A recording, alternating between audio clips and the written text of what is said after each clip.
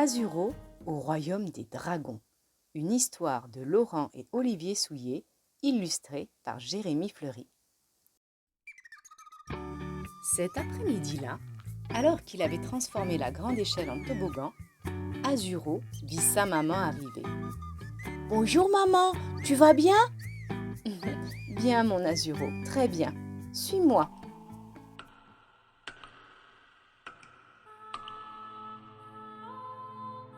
Après un rapide voyage, Azuro et sa maman entrèrent dans une mystérieuse grotte. « Mon fils, tu es grand désormais, » déclara sa maman. « Tu vas mettre ton empreinte dans la grotte de la mémoire. Tous les dragons le font. Pose ta patte ici. » Sa maman prononça alors d'étranges paroles. « Regna Draconis !» Alors que son empreinte commençait à illuminer la grotte, la patte d'Azuro se mit à disparaître lentement. « Que se passe-t-il » s'inquiéta le dragon bleu. « Ne t'affole pas, mon Azuro, » le rassura sa maman. « Tu as atteint l'âge où il te faut désormais le royaume des dragons. » Azuro et Jippy se retrouvèrent devant une chute d'eau jaillissant d'un énorme rocher. Une voix aigrelette prononça. La cascade disparut, laissant apparaître un minuscule dragon, tout rond, ainsi que Vermillon et une jolie dragonne. « Vous voilà enfin! Je suis Volfur, votre guide, » fit le dragon Rikiki. « Azuro, voici Vermillon que tu connais déjà, et Auria. » Azuro et Auria se sourirent timidement. « Suivez-moi » ordonna Volfur. Le spectacle qu'offrait le royaume des dragons laissa Auria, Azuro et Vermillon bouche bée. « Voici le berceau des dragons. Ici sont nés les premiers d'entre nous, » déclara le guide avec fierté. Volfur les amena à la mystérieuse cité. Ils visitèrent la salle des trésors, le hall des dragons légendaires et surtout la grande bibliothèque, tout en se demandant pourquoi on les avait fait venir ici. Notre bibliothèque compte de nombreux livres sur l'histoire du royaume et les créatures magiques, déclara Volfur. Cette pièce renferme les ouvrages consacrés à la langue magique des dragons. Il vous est formellement interdit d'y toucher. Pourquoi ? Questionna Auria. Cette langue peut être dangereuse, expliqua le guide. Elle nécessite un long apprentissage. Le gardien de ce savoir est notre grand mage. Mais il se fait tard. Filez vous coucher. Rendez-vous ici demain à l'aube.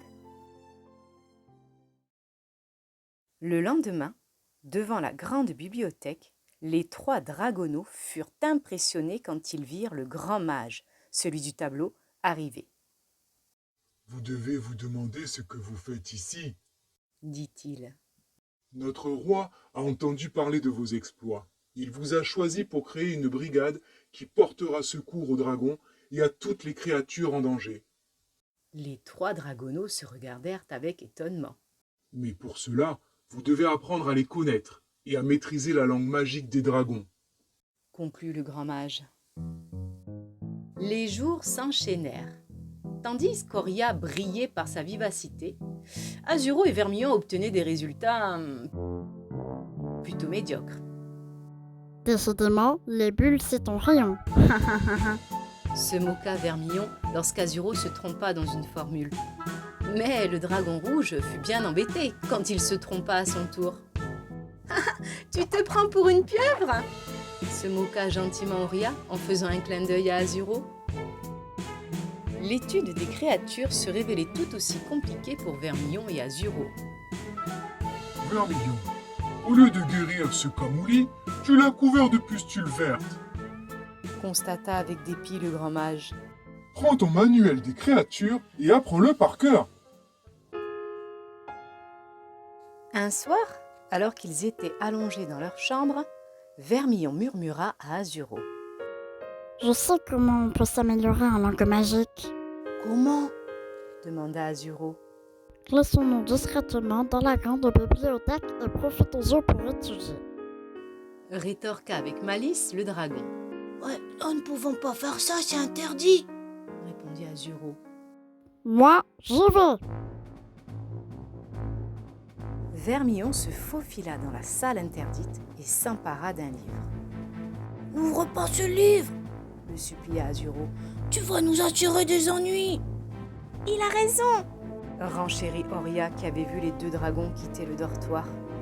Tais-toi, ça ne te concerne pas. S'emporta Vermillon, Ça nous concerne tous. fit Oria d'un ton sec. On doit former une équipe tous les trois. Bla bla bla. Se moqua Vermillon qui ouvrit l'ouvrage et lut à haute voix. Foramis, sino, limini, nato. Oria s'écria d'une voix effrayée. Oh non, tu viens de créer Il va grossir. Les livres s'envolaient déjà en direction du trou noir. Les bibliothèques prendraient bientôt la même direction, Vite, allez chercher de l'aide. cria Azuro. Le dragon bleu tenta de boucher le trou noir en crachant de l'eau. Il lutta de toutes ses forces, mais finit par s'épuiser. Le trou noir allait bientôt tout emporter. Une voix rugit.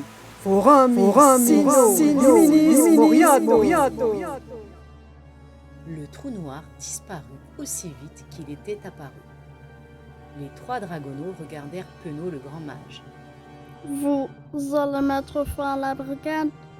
Tout est ma faute. Je regrette. Bégaya Vermillon.